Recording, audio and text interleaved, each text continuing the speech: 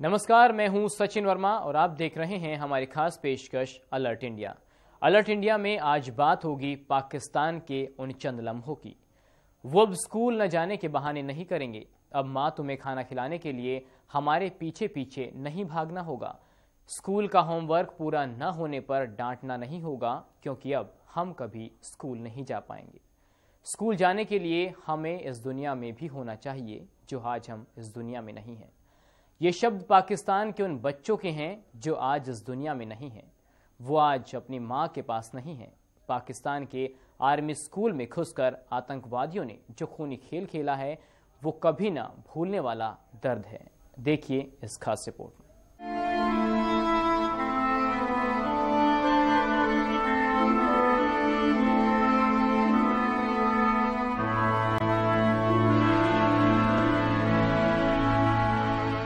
सुना था मासूमों के किलकारियां किसी इबादत से कम नहीं होती।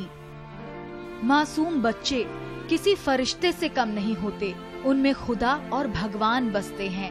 अब यही फरिश्ते हमसे पूछ बैठे कि ये इंसानों की कैसी बस्ती है जहां इंसानियत नाम की कोई चीज ही नहीं है।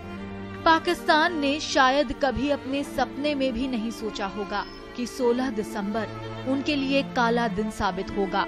इतना ही नहीं, पाकिस्तान के इतिहास में शायद कभी ना भूलने वाला दिन साबित होगा। पाकिस्तान में आतंकी हमले तो अक्सर होते रहते हैं, लेकिन इस तरह मासूम बच्चों पर हमला पहली बार हुआ। इस हमले ने पाकिस्तान को ही नहीं बल्कि पूरी दुनिया को झकझोर कर रख दिया। पाकिस्तान में एक स्कूल ही तो थे जो बच्चों के लिए सुरक्षित माने जाते थे, लेकिन आतंकियों ने पेशावर के आर्मी स्कूल में ऐसा कत्लेआम मचाया कि जिस स्कूल में बच्चे बेहतर भविष्य के लिए तालीम हासिल करने जाते थे, वही उनके लिए कब्रिस्तान बन गया।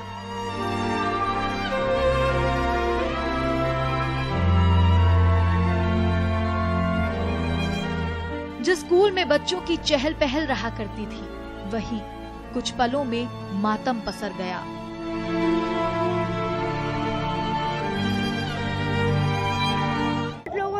कर दिया हम पे। फिर एक आर्मी वाला ऑफिसर आया, हमें कहे, टीचर्स और प्रिंसिपल्स को कहे कि आप जाए इन बच्चों को पीछे वाले गेट से निकाल दे। और कॉलेज में हजारों बच्चे थे, उनको उधर ऑडिटोरियम में बिठाया गया है। वो अभी नहीं निकल सकते जब तक फाइट खत्म न हो जाए। फायरिंग स्टार्ट हुई, हमारी मैम ने हमारे सर नीचे करवा के हमें एक कोने में बिठा दिया। 1 घंटे के बाद जब फायरिंग वगैरह थोड़ी हल्की हुई तो आर्मी वाले आए, हमें रेस्क्यू किया। लेकिन जैसे हम बाहर निकले तो वहाँ पे हमने देखा कि रस्तों में, कॉरिडोर्स में हमारे दोस्त शहीद पड़े थे। उनको गोलियां लगी हुई थी, किसी को 3, किसी को 4, खून उनका बहा हुआ था।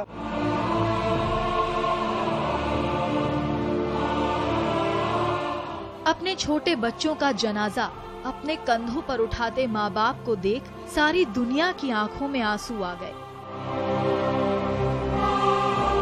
आखिर इन मासूमों का क्या कसूर था? आखिर उन्हें किस बात की सजा दी गई?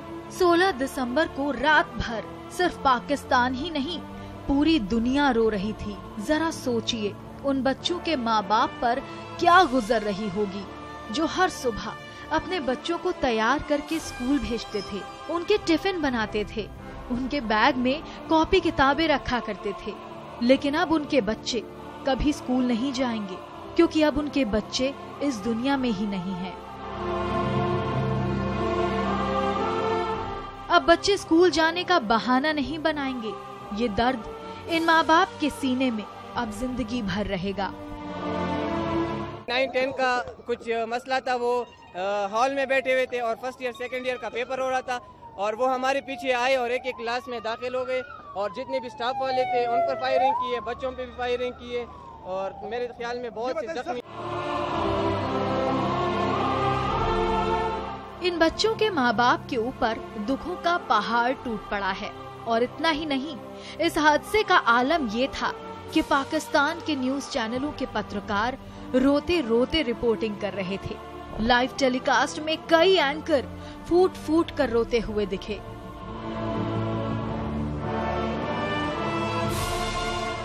आखिर ये दर्द था ही इतना बड़ा कि किसी भी पत्थर दिल इंसान का दिल पिघल जाए। लेकिन उन दहशत गर्दों ने कुछ ही पलों में कई घरों के चिराग मिटा दिए। उन बच्चों को मारते वक्त उनके हाथ तक नहीं कांपे। पाकिस्तान के लाडलों और उनके भविष्य का इस कदर बर्बरता से कत्ल नहीं होता अगर वो अपनी आस्तीन में हाफिज सईद और तालिबानियों जैसे सांपों को पालता नहीं। भारत भी इस आंच में जला है।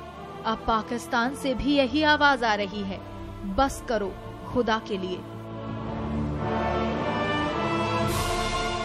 स्कूल में आतंकियों की गिरफ्त में बंधक बने इन बच्चों और शिक्षकों को छुड़ाने के लिए सेना को घंटों लग गए।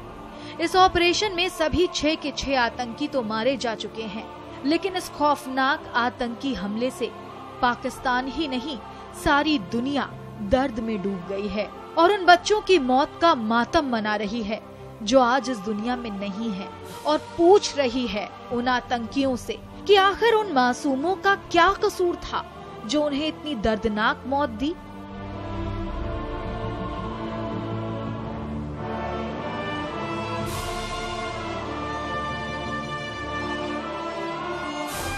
Bureau report, VIP news.